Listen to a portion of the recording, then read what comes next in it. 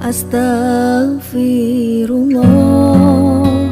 Assalamualaikum warahmatullahi wabarakatuh.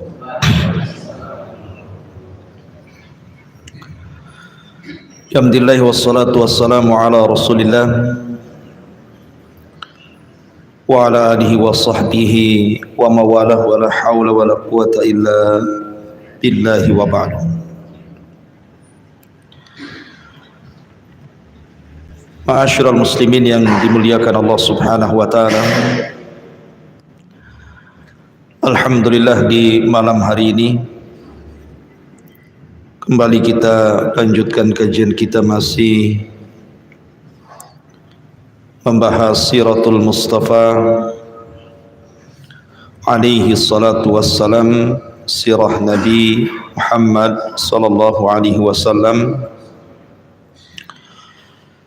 Salawat dan salam tentunya untuk keberkahan majelis di malam ini kita hadiahkan pada Rasul kita Muhammad sallallahu alaihi wa ala alihi wasallam. Kita masih melanjutkan kajian kita tentang a'malu Rasulillah sallallahu alaihi wasallam fil Madinati al-Munawwarati. Amal-amal Rasul, pekerjaan-pekerjaan Rasul ketika sampainya beliau di kota Madinah Al-Munawwarah. Ma'asyiral muslimin yang dimuliakan Allah Subhanahu wa taala. Pada minggu yang lalu kita sudah menjelaskan tentang sampainya Nabi sallallahu alaihi wasallam di Kuba. Kemudian beliau mendirikan asas pondasi Masjid Kuba. Dan itulah masjid pertama yang ussisa ala taqwa, diasas di atas ketakwaan kepada Allah Azza wa Jalla.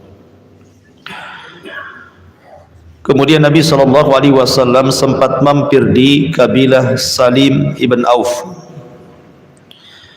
Kemudian Nabi SAW sholat Jumat di situ. Baru setelah itu Nabi SAW bertolak ke kota Madinah. Dulunya disebut Yathrib.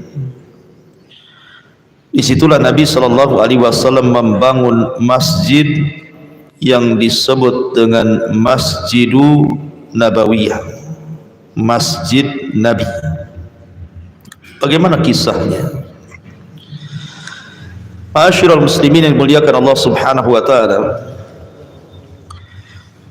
Ketika Nabi SAW sampai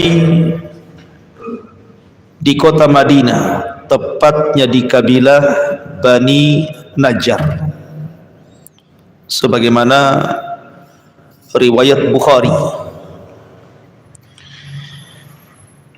Jadi ketika untanya Nabi SAW bertolak mendekati kabilah Bani Najjar itu, banyak kabilah-kabilah yang berkehendak bahwa Nabi SAW singgah di tempat mereka. Tapi Nabi SAW enggan singgah dan membiarkan untanya berjalan sampai dia berhenti sendiri.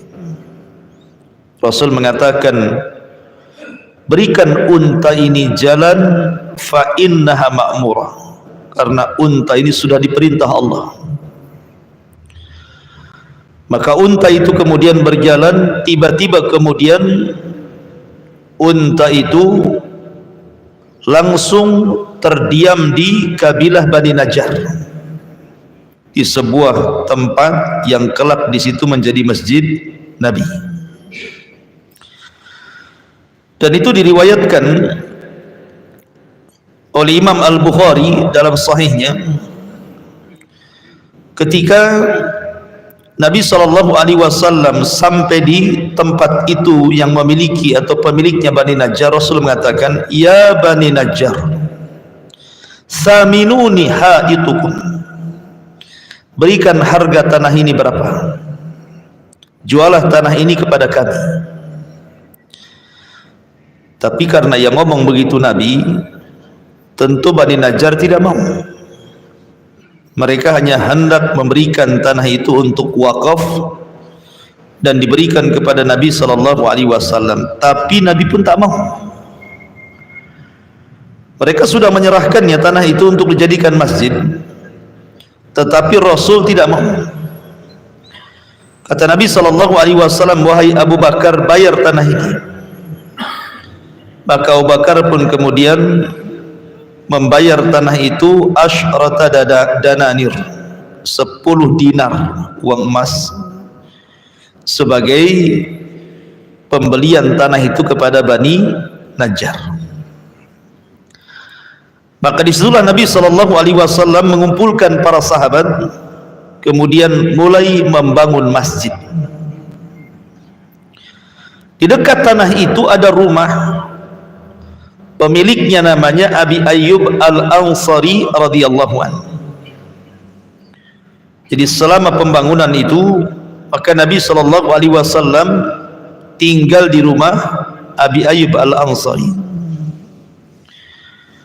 Rumah Abi Ayyub Al-Ansari itu tingkat 2. Jadi Nabi SAW memilih di bawah dan tuan rumah berada di atas supaya tidak mengganggu karena banyak tamu masalahnya.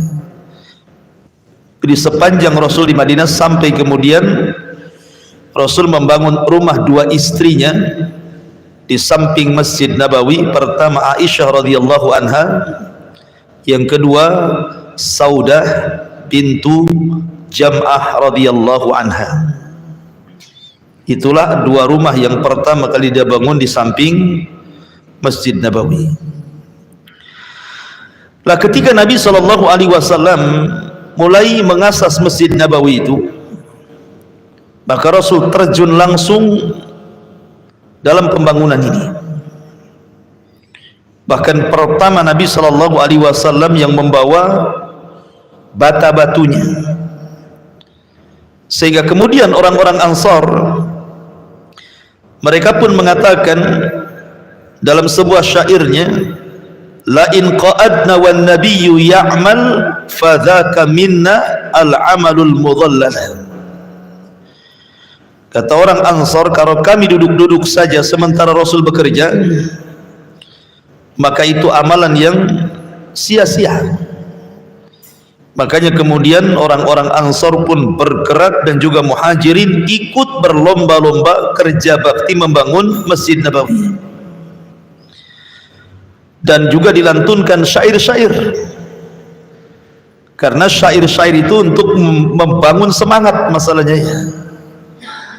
Ketika Nabi SAW mengatakan dalam syairnya, Allahumma innahu la khaira illa khairal akhirah farhamil ansara wal muhajirah. Kata Rasul SAW, ya Allah, sesungguhnya tidak ada kebaikan kecuali kebaikan akhirah, rahmati orang-orang Ansar dan juga orang-orang Muhajirah.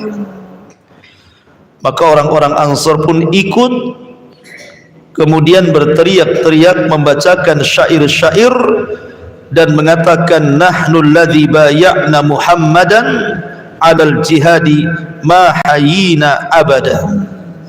Kata mereka, kami adalah orang-orang yang membaiat Muhammad di atas jihad selama kami masih hidup. Begitulah para sahabat bersaut-saut, sebagian di antara mereka membacakan syair untuk membangkitkan semangat, supaya semangat gitu ya. Lah dalam pembangunan Masjid Nabawi itu ada kisah dari seorang sahabat namanya Ammar ibn Yasir. Ammar ibn Yasir itu kuat bisiknya. Jadi kalau orang bawa 1 bata, dia bawa 2 bata. Rasul senang, kemudian mendoakan Ammar ibn Yasir radhiyallahu anhu. Tetapi di ujung doa Nabi SAW mengatakan, ya Ammar, taqtuluka fi'atun baghiyah. Wahai Ammar, kelak engkau akan dibunuh oleh para pemberontak. Maka sabda Nabi SAW kepada Ammar ibn Yasir ini menjadi sebuah kenyataan ketika terbunuhnya Utsman ibn Affan. Kemudian kaum muslimin pecah menjadi 2 kelompok. kubu Madinah dipimpin oleh Ali radhiyallahu anhu, dan itu khalifah yang sah. Sementara kubu Syam dipimpin oleh Muawiyah ibn Abi Sufyan. Terjadi perang dua kubu ini. Lah ketika terjadi perang dalam Siffin, perangnya kan disebut perang Siffin, Ammar terbunuh di sini. Dan Ammar ketika itu mengikuti tentara Ali radhiyallahu anhu. Berarti di sini kebenaran di pihak Ali. Dengan terbunuhnya Ammar ibn Yasir dan dia di pihak Ali, berarti kebenaran ada di pihak Ali. Karena Rasul mengatakan, ya Ammar taqtuluka fi'atun baghiyah. Oh ya Ammar, kau akan dibunuh oleh para pemberontak. Berarti Muawiyah dianggap para pemberontak kan gitu. Tetapi walaupun demikian, karena dua-duanya sahabat Rasul, baik Ali ataupun Muawiyah, maka kita katakan Muawiyah berada di atas ijtihad dan Ali juga berada di atas ijtihad. Idza ijtahada mujtahidun fa asaba falahu ajran wa in akhta'a falahu ajrun wahid. Kata Rasul, apabila seorang mujtahid berijtihad, kalau benar dua pahala, kalau salah tetap dapat satu pahala. Sehingga kita tidak boleh mencela keduanya, karena keduanya sahabat Nabi SAW, dan Rasul mengatakan, la tasubbu ashabi, jangan celah sahabatku. Ma'asyiral muslimin yang dimuliakan Allah Subhanahu wa taala, termasuk juga di antara sahabat yang dipuji oleh Nabi SAW dalam pembangunan Masjid Nabawi itu adalah seorang sahabat dari kabilah Yamamah. Jadi Nabi SAW takjub dengan seorang sahabat dari kabilah Yamamah ini, karena mungkin kalau bahasa kita ini, kalau jadi tukang itu rapi gitu ya, halus, kalau dia melaster itu bagus hasilnya gitu. Makanya Nabi SAW mengatakan, qaddimul yamami minatin fa innahu min ahsanikum lahu massan. Kata Nabi SAW, serahkan kepada laki-laki Yamami ini, biarkan dia yang mengacu adukan, karena dia bagus cara mengaduknya gitu ya. Intinya bahwa Nabi SAW ikut bahagia, dan juga para sahabat Nabi SAW di dalam membangun Masjid Nabawi ini. Lah Masjid Nabawi, ma'asyiral muslimin yang dimuliakan Allah Subhanahu wa taala, memiliki banyak keistimewaan. Di antaranya Nabi SAW bersabda tentang keistimewaan Masjid Nabawi ini. Pertama, dia adalah masjid yang disebutkan di dalam Al-Quran, la masjidun ussisa ala taqwa min awwali yaumin ahaqqu an taquma fihi. Dan sungguh masjid yang didirikan di atas takwa dari mulai pembinaannya, pembangunannya. Kata sahabat Nabi SAW, mereka mengatakan bahwa yang dimaksud masjid ussisa ala taqwa di sini adalah, ketika bertanya kepada Nabi SAW, maka Rasul menjawab, masjidikum hadha, masjid kalian ini. Jadi Masjid Nabawi itu masjid yang tercantum dalam surah At-Taubah. Kemudian yang kedua, Masjid Nabawi itu satu di antara 3 masjid yang kalau kita safar berziarah dapat pahala. Kata Nabi SAW, la tushaddur rihal illa ila salasatil masajid. Tidak boleh kalian menyengaja niat safar dalam rangka ibadah menziarahi sebuah tempat kecuali ke 3 masjid. Kemudian Rasul menyebutnya, pertama Masjidil Haram. Siapa yang sholat di situ, berapa pahalanya? 100.000 kali sholat dibandingkan sholat di Al-Fajr di sini. Kemudian yang kedua Masjid Nabawi, pahalanya 1 kali sholat sama dengan 1000 kali sholat di masjid ini. Kemudian Masjidil Aqsa, pahalanya 1 kali sholat di sana sama dengan 500 kali sholat di masjid sini. Artinya di sini Masjidil Aqsa adalah masjid kedua setelah Masjidil Haram yang memiliki keistimewaan dari segi pahala, tadi kan sudah tahu. Kemudian juga di dalam Masjid Nabawi itu ada Raudatul Mubarakah, ada taman yang diberkahi yang disebut dengan Raudul Jannah, taman-taman sorga. Kata Nabi SAW, ma baina baiti wa mimbari raudatun min riyadil jannah. Antara mimbar masjid dan rumahku, disitulah taman-taman sorga. Makanya kalau antum yang pernah umroh, itu raudah itu kan dijaga polisi itu. Sebab kalau pintunya dibuka, wah kayak lautan orang masuk tuh. Kalau antum dah hati-hati bisa keinjak-injak orang tuh. Karena disitulah taman-taman sorga. Kemudian juga Masjid Nabawi, siapa yang datang dalam rangka belajar ataupun mengajar, maka dianggap seperti bimanzilatil mujahidina fi sabilillah, maka sekedudukan dengan seorang mujahidin di jalan Allah Subhanahu wa ta'ala.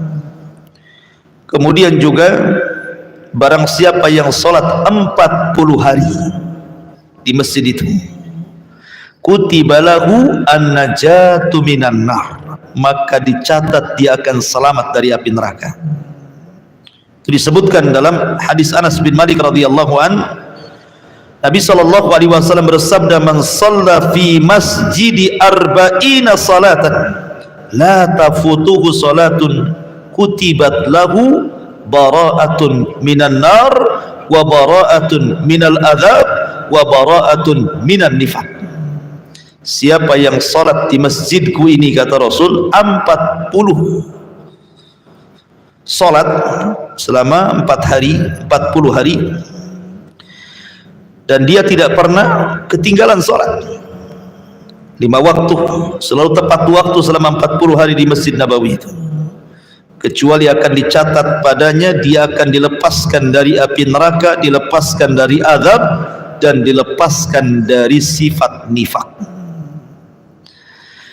Ini diantara fadilah dan banyak lagi keutamaan Masjid Nabawi. Ma'asyiral muslimin yang dimuliakan Allah Subhanahu wa ta'ala, dari sini kita tahu bahwa Masjid Nabawi itu yang pertama kali membangun siapa? Nabi. Beda dengan Masjidil Haram. Kalau Masjidil Haram yang pertama membangun tentu adalah Adam alaihi salatu wassalam. Kemudian pondasinya sudah ada, sehingga ketika di zaman Ibrahim dan juga Ismail tinggal diangkat saja.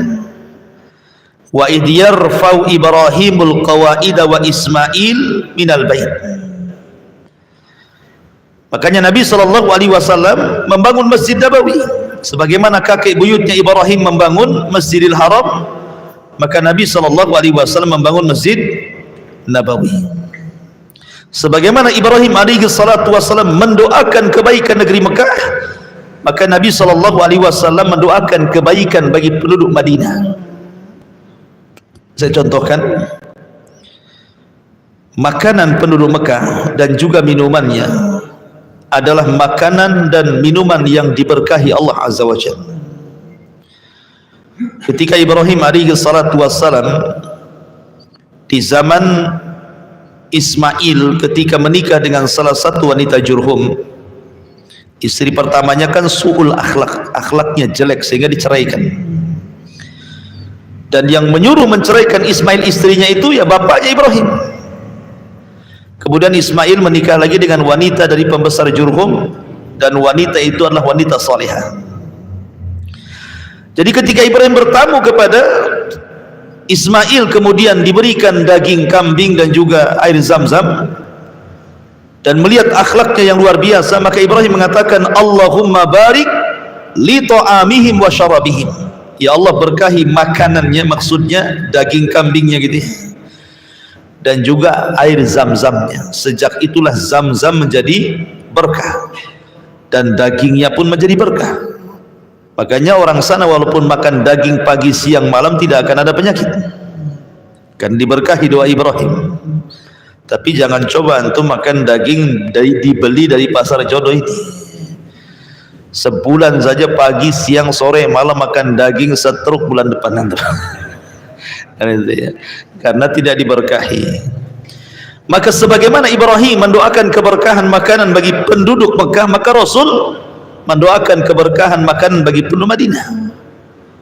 Makanya siapa yang memakan tamar, karena kan penduduk Mekah itu mereka makanan pokoknya daging. Kalau penduduk Madinah makanan pokoknya kurma. Rasul mendoakan kurma Madinah. Maka sejak itu kurma Madinah menjadi makanan berkah yang disebut dengan kurma ajwa namanya.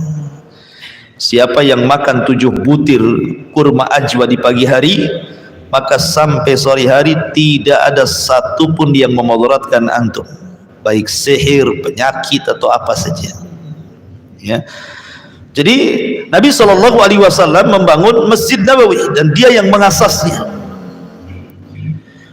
Adapun tentang peluasan Masjid Nabawi, Masjid Nabawi itu kan dulu tidak luas.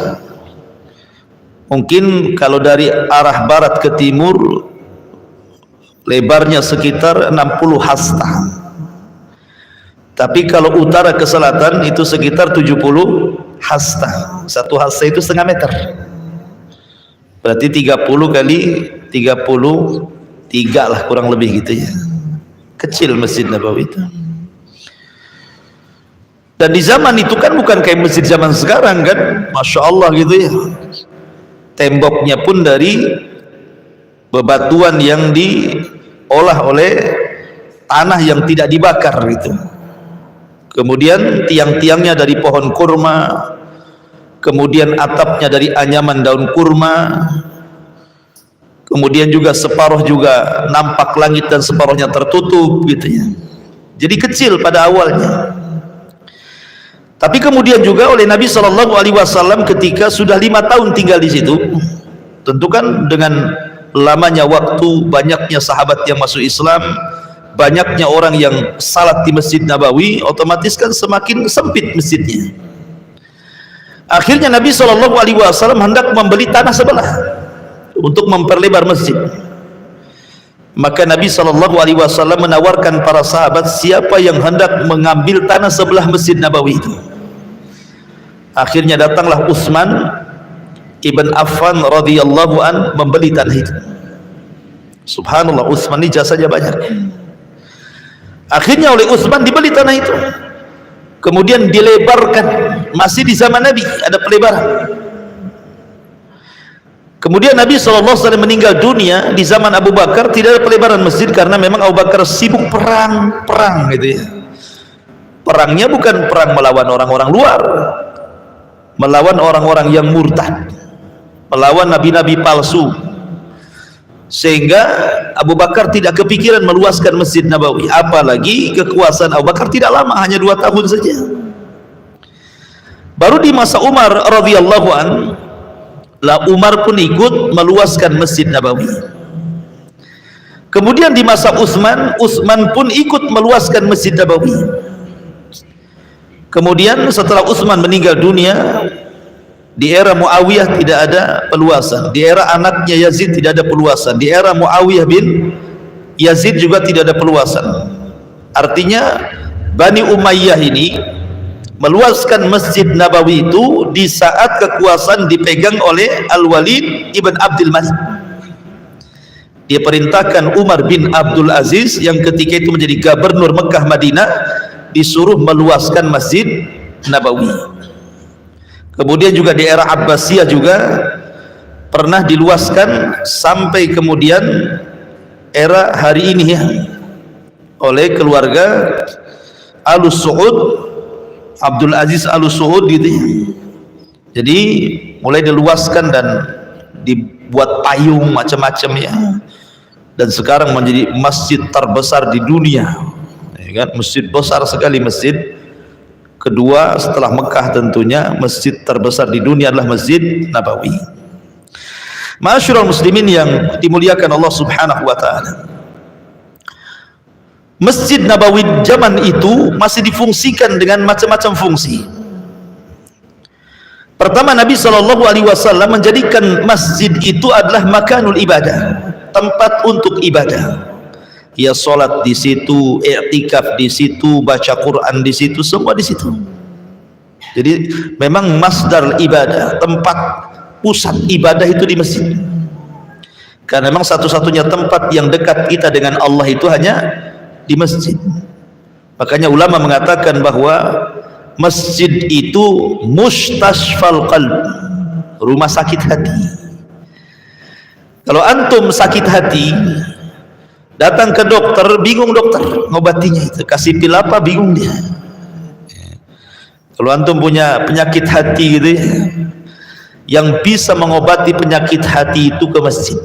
Masjid itu mustashfalil qalbi, rumah sakit untuk hati. Karena di masjid ini tempat zikir. Ala bi dzikrillah tatmainnul qulub. Dengan zikir itu tenang hati orang. Kemudian yang kedua, Nabi SAW menjadikan masjid itu untuk menampung para fuqara wal masakin, para du'afa. Makanya dikenal di Masjid Nabawi itu para sahabat yang tidak mampu, yang disebut dengan ashabus suffah, mereka ditampung di masjid. Dan dari ashabus suffah inilah lahir orang-orang hebat, lahir para ulama muhaddisin seperti Abu Hurairah radhiyallahu anhu, orang yang pakar meriwayatkan hadis Rasul, bahkan terbanyak orang yang menghafal hadis Nabi. Kalau yang mencatat siapa? Abdullah ibn Amr ibn As, dicatat sama dia. Kalau Abu Hurairah dihafal, ya, kalau Abu Hurairah itu dihafal. Maksudnya dia dari kalangan muhajirin. Kalau kalangan ansar siapa? Anas ibn Malik yang banyak meriwayatkan hadis Nabi itu. Dan dari ashabus suffah itu lahir para mujahidin, lahir para pejuang Islam. Artinya bahwa fungsi masjid itu bukan hanya untuk sholat saja di zaman itu ya, menampung orang-orang susah yang datang dari daerah-daerah ke kota Madinah itu, mereka tinggal bersama ashabus suffah di Masjid Nabawi.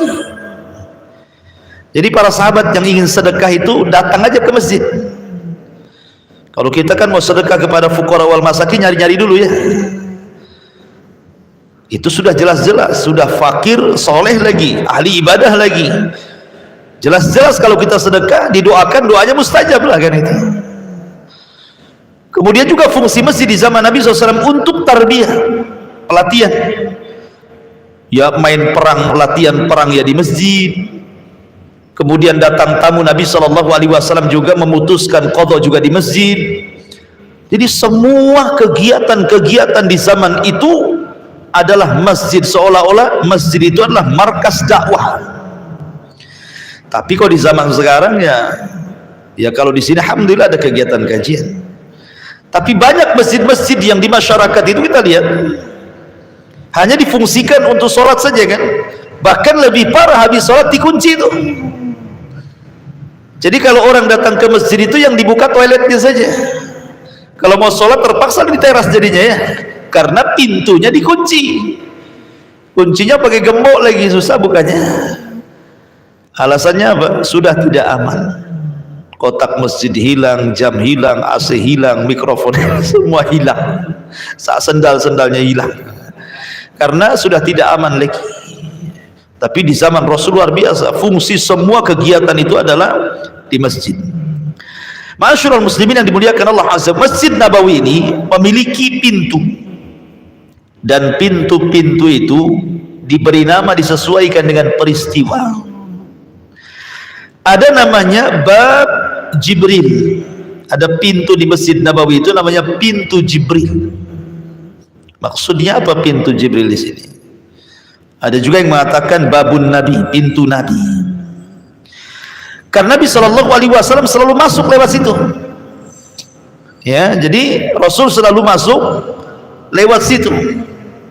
Adapun kemudian disebut pintu Jibril karena di zaman Nabi SAW ketika Jibril datang kepada Rasul menjelma sebagai sahabat namanya Dihyah al-Khalifah, Dihyah ibn Khalifah al-Kalbi, naik kuda.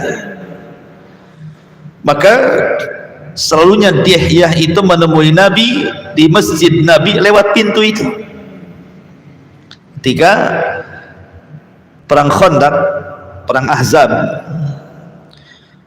Dihyatul Kalbi adalah salah satu sahabat yang tampan dari sahabat Muhajirin. Itu yang selalu wajahnya dibuat oleh malaikat Jibril ketika tasyakul menjadi manusia. Jadi ketika selesai perang Khandaq, dimenangkan kaum muslimin, Jibril dalam bentuk dihya naik ke atas kuda berwarna putih bersinar menemui Rasul di Masjid Nabawi, di pintu itu. Jibril mengatakan, ya Muhammad, malaikat loh, tidak ada yang meletakkan pedang. Kok kamu sudah meletakkan pedang? Ambil lagi pedang. Bergeraklah ke Bani Quraidah. Perintahkan sahabatmu bergerak ke orang-orang Yahudi Bani Quraidah, serbu mereka. Jangan sholat asar di jalan kecuali sampai di Bani Quraidah. Maka Rasul bergegas habis mandi, mengumpulkan para sahabatnya, kemudian mengatakan, idhabu ila Bani Quraidah fala tusalliyanna ahadakumul asra illa fi Bani Quraidah. Serbu oleh kalian wahai sahabatku Bani Quraidah, jangan ada orang yang salat asar di jalan kecuali sampai di Bani Quraidah. Walaupun kenyataannya ada yang salat asar di jalan, ada yang mengikuti perintah Rasul, dan dua-duanya oleh Rasul tidak disalahkan. Ada terjadi khilaf para sahabat juga di sini. Intinya bahwa karena Rasul ketika itu memang berada di pintu itu, makanya kemudian pintu itu disebut Babu Jibril namanya. Kemudian di sana ada namanya Babun Nisa, Bab An-Nisa, karena ada cerita ketika Umar bin Khattab radhiyallahu anhu meminta kepada Rasul, ya Rasulullah, bagaimana kalau seandainya para wanita itu punya jalan sendiri? Kalau bisa jangan ikhtilat gitu ya, jangan satu pintu laki-laki situ perempuan situ gitu. Kalau bisa, kata Umar bin Khattab radhiyallahu anhu, bagaimana kata lau tarakana hadzal bab linisa, bagaimana kalau kita tinggalkan pintu yang sini untuk perempuan? Maka Rasul pun kemudian mengiyahkan Umar, akhirnya pintu itu menjadi pintu khusus bagi para wanita, makanya pintunya disebut Babu Nisa. Kemudian di situ juga ada Babur Rahmah, Bab Ar-Rahmah. Kenapa Babur Rahmah? Karena ketika Nabi SAW sedang berkhutbah pada hari Jumat, datang orang Badui.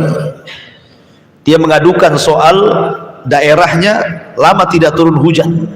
Sementara kita tahu Madinah itu, mereka itu berpegang kepada pertanian. Kalau tidak air kan masalah orang bertani itu kan. Lagi-lagi khutbah, Rasul tiba-tiba mengatakan, ya Rasulullah, jalan-jalan sudah retak-retak, tanaman sudah pada mati, hewan-hewan kelaparan dan hampir mati. Berdoalah kepada Allah agar Allah menurunkan hujan untuk kami. Akhirnya kemudian Rasul pun istisqa saat sholat Jumat, turun hujan 1 minggu gak berhenti. Yang tadinya kering kelontong jadi banjir bandang. Akhirnya seminggu setelah itu datang lagi, ya Rasulullah, hujan kebesaran. Berdoalah kepada Allah agar hujan itu jangan mencelakakan kami. Maka Rasul mengatakan, ya Allah, alihkan hujan itu ke gunung-gunung, ke bukit-bukit, ke tempat-tempat yang tumbuh tanaman dan begitu seterusnya. Lah karena Badui itu keluar dari pintu dan masuk keluar dari situ, makanya kemudian disebut Babur Rahmah, karena ketika itu turun hujan, dan hujan itu pembawa rahmat, disebut Babu Rahmah. Ada juga yang mengatakan ada juga pintu yang disebut dengan Bab As-Salah, dikatakan juga Babul Khasyah. Dan pintu ini adalah pintunya Umar bin Khattab radhiyallahu anhu. Kemudian juga Nabi SAW menjadikan pintu ini bagi para penziarah yang masuk ke Masjid Nabawi lewat pintu itu. Siapapun yang masuk maka akan selamat dia. Selamat bahasa Arabnya salam, maka disebut Babus Salam. Kemudian namanya Bab Abdul Majid, pintu Abdul Majid, karena salah satu yang meluaskan Masjid Nabawi adalah Abdul Majid, Masjid Abdul Majid yang pertama ya. Itu diantara sekilas tentang kisah Masjid Nabawi. Adapun imam Masjid Nabawi, tentu yang pertama kali imam adalah sahabat Umar, Mus'ab ibn Umar. Dialah imam yang pertama yang diutus Rasul di Madinah. Setelah kemudian masjid itu terbangun, maka Nabi SAW menjadi imam tetap di Masjid Nabawi, kecuali dia safar. Kalau dia safar, maka yang menjadi imam adalah Abdullah ibn Umi Maktum, sahabat yang buta. Kemudian di era Umar ibn Khattab radhiyallahu an, yang menjadi imam adalah Ubay ibn Ka'ab, seorang sahabat yang direkomendasikan Al-Qur'annya oleh Rasul. Ambillah Quran dari 4 orang, salah satunya Ubay ibn Ka'ab. Dialah yang mengimami tarawih sebulan berjamaah di masa Umar radhiyallahu an, dan begitu seterusnya. Artinya masjid itu harus ada imam tetap dan juga ada wakilnya. Kalau imamnya tidak hadir, ada wakilnya. Ma'asyiral muslimin yang dimuliakan Allah Subhanahu wa taala, sedikit saya ingin menjelaskan tentang fungsi daripada masjid itu. Kenapa Nabi SAW datang ke kota Madinah? Pertama kali Rasul membuat masjid. Ada apa dengan masjid? Ma sirrul masjid? Apa rahasia di balik masjid? Kenapa itu pula yang dibangun Nabi? Ma'asyiral muslimin yang dimuliakan Allah Azza wa Jalla, karena masjid itu dalilun ala sihhati imanil muslim. Masjid itu sebagai dalil tentang sahnya iman seorang muslim. Jadi kalau orang suka ke masjid, memang mantap imannya. Tapi kalau orang jarang ke masjid, berarti dipertanyakan tuh imannya itu. Karena Allah mengatakan fi buyutin adzinallahu an turfa wa yudhkara fiha ismuhu yusabbihu lahu fiha bil ghuduwi wal asal. Di dalam rumah-rumah yang diizinkan Allah Subhanahu wa taala untuk diangkat namanya dan disebut-sebut namanya, bertasbih kepadanya siang ataupun pagi dan petang, hanyalah di masjid. Makanya kalau orang sering ke masjid, berarti imannya akan stabil. Karena iman itu kan naik turun. Yazidu bitta'ah wa yanqusu bil ma'siyah. Dia akan bertambah dengan ketaatan dan akan terjun payung dengan kemaksiatan. Orang kalau jarang ke masjid, dekat dengan maksiat. Tapi kalau orang sering ke masjid, insya Allah dia lebih menjauhi maksiat. Makanya masjid itu dalilun ala sihhati imanil muslim. Kemudian yang kedua, bahwa masjid ini adalah baitullah, rumah daripada rumah-rumah Allah. Nabi SAW mengatakan, majtama qaumun fi baitin min buyutillah yatsluna kitaballah wa yatadarasunahu bainahum illa nazalat alaihimus sakinah wa ghasyiyatuhumur rahmah wa hafathumul malaikah wa dzakarallahu fiman indah. Tidaklah sebuah kaum berkumpul di salah satu rumah daripada rumah-rumah Allah, maksudnya masjid. Dia bacakan Al-Quran, kemudian dia pelajari. Dia bacakan hadis, kemudian dia pelajari. Seperti kita lah begini ta'lim. Maka balasannya apa? Malaikat akan turun tuh, nazarat alaihim, membawa kepada mereka sakinah dan juga rahmatnya. Jadi majlis ilmu di masjid itu sebenarnya majlis ketenangan, masjid rahmat dan masjid berkah. Dan bukan hanya itu saja, yang hadir di situ Allah akan sebut namanya satu persatu di langit sana. Nama-nama antum itu sedang disebut di hadapan para malaikat itu. Kemudian malaikat memujinya. Kan sebenarnya enak hadir di majelis ilmu itu. Kenapa tidak sadar kita sedang disebut nama-nama kita langsung oleh Allah di hadapan para malaikat di langit sana. Kemudian juga dari masjid inilah lahir di zaman itu ya para ulama dari kalangan muhaddisin, para fuqaha, usuliyun, lugawiyun, bahkan bukan hanya ilmu-ilmu agama, kedokteran dan semuanya lahir di masjid. Karena umumnya masjid itu kalau zaman dulu itu dipenuhi dengan para ulama. Umumnya masjid itu dipenuhi dengan para ulama, atau mungkin bahasa kita, umumnya masjid-masjid itu pasti ada ustadznya di situ. Iya kan? Kalau ingin cari ustadz gampang, datang aja ke masjid. Siapa ustadznya di sini? Ya, pasti ketemu tuh. Tapi kalau antum ke pasar cari ustadz nggak akan dapat gitu. Ya pedagang antum dapat, kecuali ustadz ragam dagang. Tetapi kalau cari di masjid pasti dapat, karena Rasul pernah mengatakan sebaik-baik tempat di bumi ini adalah masjid, dan seburuk-buruk tempat adalah pasar. Ini masjid, ini pasar. Nah, persis seperti di sini. Ini masjid, ini pasar kan gitu. Nah, tinggal pilih, sebelah seburuk-buruk tempat, sebelah sini sebaik-baik tempat, kata Rasulullah. Tapi di zaman sekarang, lebih banyak mana orang ke pasar atau ke masjid? Lebih banyak ke pasar. Bahkan sebagian pasar sudah disulap menjadi mall, lebih indah dibandingkan masjid. Bahkan lebih sayang lagi, kadang-kadang masjid di mall itu diletakkan di parkiran lagi. Subhanallah kan. Aduh, gimana ceritanya? Harusnya ada masjid yang megah dalam mall gitu ya. Ini sudah masjidnya kecil, nyempil lagi, susah nyarinya gitu ya. Masyaallah muslimin yang dimuliakan Allah Azza wa Jalla. Makanya juga karena fungsi masjid itu memang luar biasa, makanya Nabi SAW memberikan pahala kepada siapapun yang membangun masjid dengan pahala besar.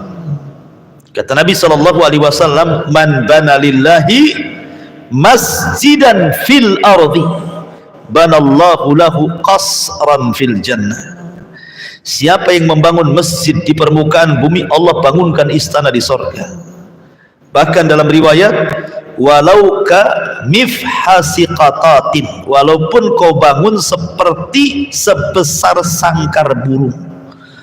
Seberapalah besarnya sangkar burung itu? Orang pun tak masuk, burung aja yang masuk. Tetapi maksudnya, kata Imam Syaukani hadis itu, maksudnya walaupun antum hanya nyumbang satu lonjor besi, satu sak semen, satu gerobak pasir ataupun koral, itu sudah cukup Allah bangunkan bagi antum istana di sorga, gitu maksudnya. Wana tidak bisa Ustaz, tidak punya uang, antum punya tenaga, itu bisa bangun jadi helper gratis gitu ya. Itu cukup untuk antum dibangunkan satu istana di sorga. Makanya kenapa para sahabat itu berlomba-lomba di dalam membangun masjid, karena memang pahalanya luar biasa. Apalagi membangun masjid ini sedekah jariyah, masalahnya sedekah yang mengalir. Kata Rasul, idza mata ibnu adam in qata amaluhu illa min thalathin sadaqatin jariyah. Apabila anak Adam itu meninggal dunia, tidak ditinggal kecuali 3 perkara yang akan ikut dia sampai ke kuburan. Salah satunya adalah sedekah jariyah. Dijelaskan dalam hadis yang lain, bana masjidan. Dalam hadis Anas bin Malik, sedekah yang mengalir itu salah satunya adalah membangun masjid. Sedekah itu banyak ikhwan, macam-macam sedekah itu. Tapi seafdol-afdolnya sedekah adalah sedekah yang mengalir, dan itu ada pada wakaf. Pada wakaf. Tidak bisa mewakafkan tanah, wakafkan tenaga. Tidak bisa mewakafkan tenaga, ya mungkin minimalnya tadi satu sak semen, satu gerobak pasir, terserahlah. Yang penting jenisnya wakaf. Itu makna hadis, idza matal insanu in qata amaluhu illa min thalathin sadaqatin jariyah. Ma'asyiral muslimin yang dimuliakan Allah Subhanahu wa taala. Lah ketika Nabi SAW membangun Masjid Nabawi, maka Nabi SAW ketika itu menjadikan muadzin pertama kali di Masjid Nabawi adalah Bilal ibn Rabah. Itu pun karena ada kasus. Ketika itu bagaimana cara mengumpulkan manusia untuk datang ke masjid. Ini masjid sudah jadi. Sementara sholat 5 waktu, ada subuh, zuhur, asar, maghrib, isya gitu ya. Kemudian subuh, gimana caranya mengundang orang ini?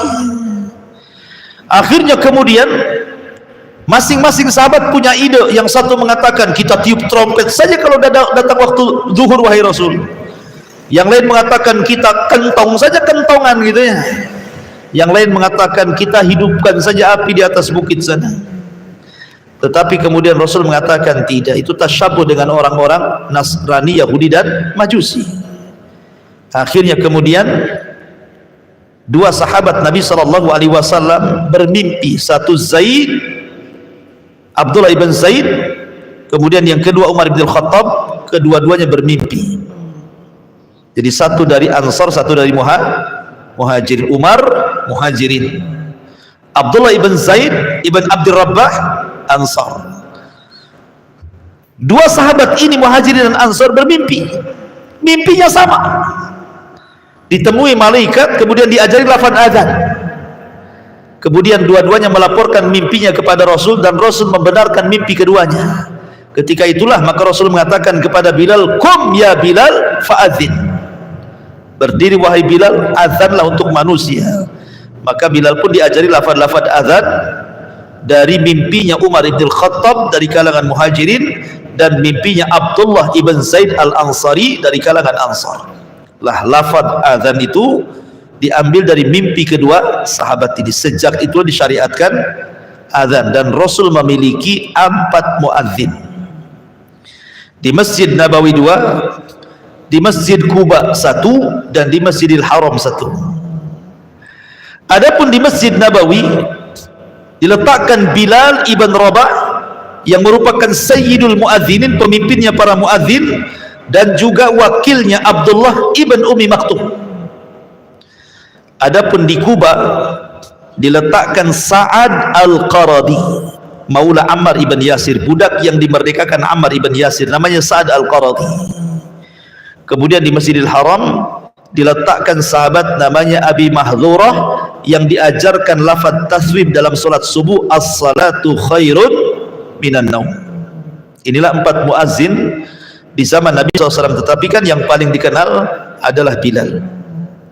Sampai walaupun namanya bukan Bilal, kalau masjid tidak azan pasti ditanya aina Bilal, di mana Bilalnya, kan? Padahal namanya Yono, bukan mana Pak Yono muazzin tuh kan, nah, mana Bilalnya ini kok tak azan-azan katanya kan. Artinya nama Bilal harum disebut di semua masjid. Ma'asyiral muslimin yang dimuliakan Allah Azza wa Jalla. Lah setelah Nabi SAW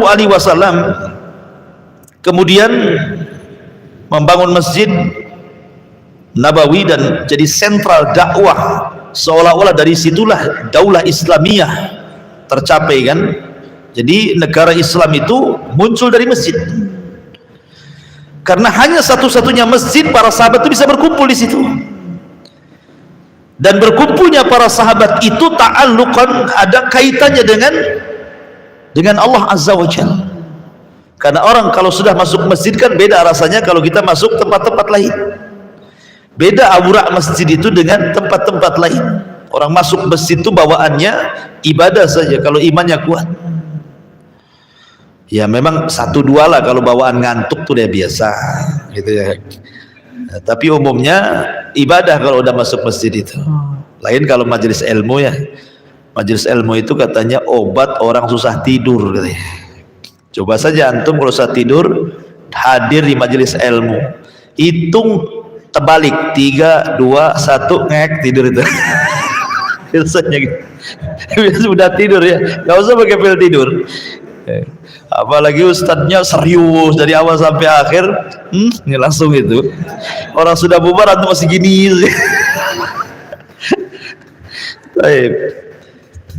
Itu diantara amal Nabi SAW di kota Madinah. Kemudian kita masuk. Setelah Nabi SAW kemudian membangun Masjid Nabawi, kemudian sahabat mulai berkumpul melaksanakan salat dan begitu seterusnya, maka mulailah Nabi SAW mengatur masyarakat Muhajirin dan Ansar yang tinggal di kota Yathrib ataupun Madinah, yang disebut dengan ta'sisul mujtama' al-islami wal ummatil islamiyah. Sini ada bab bagaimana Rasul mengasas masyarakat Islam dan umat Islam. Setelah Nabi SAW mempersaudarakan antara Muhajirin dan Ansar yang sudah saya jelaskan, bagaimanapun harus terjadi persaudaraan itu, karena hanya dengan itulah masyarakat Muhajirin dan Ansar bisa bersatu, dan persaudaraan itu di atas iman. Kalau orang bersaudara di atas iman, maka akan langgeng, sebab bersatu karena Allah, walaupun berpisah tetap karena Allah. Tapi kalau bersatunya bukan karena iman, karena ormas, karena yayasan, karena partai, itu tidak akan lama, karena itu persatuan yang ada kepentingan di dalamnya. Tetapi kalau seandainya persatuannya lillah karena Allah, lillah karena Allah, maka itulah sebenarnya persatuan yang sulit untuk dicerai-beraikan, karena semua lillah, ikhlas karena Allah, tidak ada kepentingan di situ. Begitulah Rasul mengasas persatuan di tengah-tengah para sahabatnya. Makanya Allah Subhanahu wa taala gambarkan dalam Al-Qur'an, wa allafa baina qulubihim law anfaqta ma fil ardi jami'an ma allafta baina qulubihim walakinallaha allafa bainahum. Kalau engkau melembutkan hati manusia dengan membelanjakan satu dunia ini, tidak akan lembut hati manusia itu, tapi Allah yang melembutkan hati mereka dengan iman dan Islam. Ya. Maka Nabi SAW mulai membuat aturan. Kedatangan Rasul itu, ikhwan, nikmat bagi penduduk Madinah. Makanya Anas bin Malik mengatakan, sebelum Rasul masuk ke kota Madinah, Madinah itu gelap gulita. Tapi setelah Rasul masuk ke kota Madinah, Madinah menjadi terang benderang. Sejak itulah Madinah disebut Munawwar. Munawwar itu artinya terang dengan kedatangan Rasul. Kenapa? Pertama, Madinah itu pusat wabah. Banyak wabah terjadi di Yathrib. Bahkan ayahanda Nabi SAW meninggal juga karena wabah dari Madinah. Terkena wabah Madinah, humma Madinah, meninggal Abdullah, ayahanda Rasul. Tapi dengan kedatangan Rasul tidak ada lagi wabah, dicabut wabah itu dari kota Madinah. Kemudian yang kedua, kabilah-kabilah di Yathrib sebelum kedatangan Rasul suka bercerai-berai. Di situ ada 3 kabilah besar Yahudi. Satu Bani Qunaiqa yang memegang ekonomi pasar Madinah, kemudian Bani Quraidah dan Bani Nadir. Ini 3 kabilah pun saling serang-serangan ini. Jangan sangka antum orang-orang di luar Islam itu mereka bersatu. Tahsabuhum jami'an wa qulubuhum syatta. Kau lihat mereka bersatu, hati mereka itu bercerai-berai. Kemudian juga ada kabilah orang-orang musyrik yang belakangan disebut Ansar, namanya Khazraj dan Aus. Ini perang 2 kabilah ini, baik antar kabilah Khazraj dan Aus atau antar kabilah Khazraj dan Aus bersama kabilah-kabilah Yahudi. Itu sudah biasa mereka perang. Itu sebelum kedatangan Nabi. Lah setelah kedatangan Nabi SAW, maka Allah katakan, udzkuru ni'matallahi alaikum idh kuntum a'da'an fa'allafa baina qulubikum fa'asbahtum bi ni'matihi ikhwana. Dulu kalian musuh, setelah datang Rasul kalian saling bersaudara, dan ini nikmat dari Allah. Maka Rasul SAW mempersatukan antara kabilah-kabilah musyrik. Belakangan mereka masuk Islam dan disebut dengan Ansar, dan berusaha kemudian menyatukan umat antar beragama, bukan hanya umat seagama tetapi antar umat beragama. Yahudi dan Nasrani di Madinah disatukan oleh Rasulullah dalam sebuah piagam yang disebut dengan piagam Madinah. Bahasa kita ini, ngapainlah kalian perang? Jalan yang kita lalui adalah jalan yang sama, pasar yang kita berjual beli juga pasar yang sama, air yang kita ambil dari sumber yang sama. Lah kalian ngapain pecah belah? Bersatulah, ayo kita buat negara berbasis kota di kota Madinah. Rupanya ide Rasul disepakati. Akhirnya bersatu antar umat beragama, Yahudinya, Nasraninya, musyriknya, muslimnya, dan yang mengendalikanlah Nabi SAW. Bayangkan, minoritas bisa menguasai mayoritas. Luar biasa. Sebab apa? Akhlak yang dibawa Nabi SAW bisa menyatukan. Maka di sini Nabi SAW membuat undang-undang khusus bagi orang-orang muslim dan undang-undang umum terkait orang muslim dengan muslim yang lainnya, ataupun antar kaum muslimin bersama agama-agama di luar daripada Islam, Yahudi dan Nasrani. Bagaimana muamalahnya itu? Dan itu dijelaskan. Yang pertama, muamalah antar sesama muslim. Nabi SAW mengatakan ataupun memberikan aturan, annahum yakumuna diddal mufsid wal baghi. Mereka harus berdiri melawan para perusak dan para pemberontak, baik muhajirin ataupun ansor. Kalau ada yang zalim, memberontak, rusak, lawan sama-sama, gitu ya. Kemudian anna dimmatallah wahid, bahwa fayujiru alaihim adnahum, bahwa dimmatullah, perlindungan itu cukup satu orang. Jadi kalau satu orang sudah melindungi, maka wajib dilindungi semuanya. Seperti yang terjadi kepada siapa? Abul As ibn Rabi, suami daripada Zainab bintu Rasulullah. Rasul punya anak putri namanya Zainab, menikah dengan Abul As ibn Rabi. Suaminya masih kafir, ketahuan dua kali. Pertama dalam perang Badar kalah, ketahuan pula suaminya, akhirnya ditebus dengan kalung yang dihadiahi Khadijah, tapi kemudian kalung dibalikin dengan syarat Zainab dipulangkan ke Madinah. Yang kedua, safar dia ke Syam, pulangnya ketangkap tentara Nabi, kena tawan lagi. Karena takut dibunuh, dia datang kepada istrinya Zainab dan minta untuk dilindungi. Maka Zainab tiba-tiba teriak di saat sahabat sedang sholat bersama Nabi dan mengatakan bahwa aku melindungi mantan suamiku Abul As ibn Rabi, maka kalian harus melindunginya. Maka satu orang melindungi, akhirnya wajib kita melindungi walaupun yang dilindungi orang kafir. Itulah indahnya Islam di sini. Akhirnya kemudian Abul As pun dilindungi, sebab itulah dia masuk Islam. Dia melihat keindahan Islam, Islam tidak menyakiti dia, akhirnya masuk Islam. Dan ketika dia masuk Islam, tidak kawin baru lagi dengan Zainab, langsung sudah dianggap suami istri. Artinya bahwa begini, kalau di luar Islam ada suami istri, kemudian dua-duanya masuk Islam, tidak perlu kawin lagi, gitu maksudnya. Mencukupkan dengan pernikahan lamanya.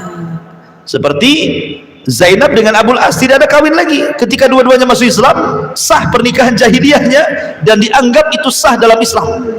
Itu maksudnya. Dan ini faedahnya di situ. Kemudian juga anna man qatala mu'minan qasdan yuqtassa minhu, maka barang siapa yang kemudian membunuh seorang mukmin secara sengaja, maka dikisos, harus dikisos. Ini aturan, dan banyak lagi aturan-aturan ya ikhwan. Sudah larut malam, insyaallah kita lanjutkan minggu depan. Ini diantara kajian kita pada malam ini dipusatkan di pembangunan Masjid Nabawi tadi. Taib, sebelum saya tutup, kalau memang ada tanya jawab silahkan, masih ada 5 menitnya, silahkan.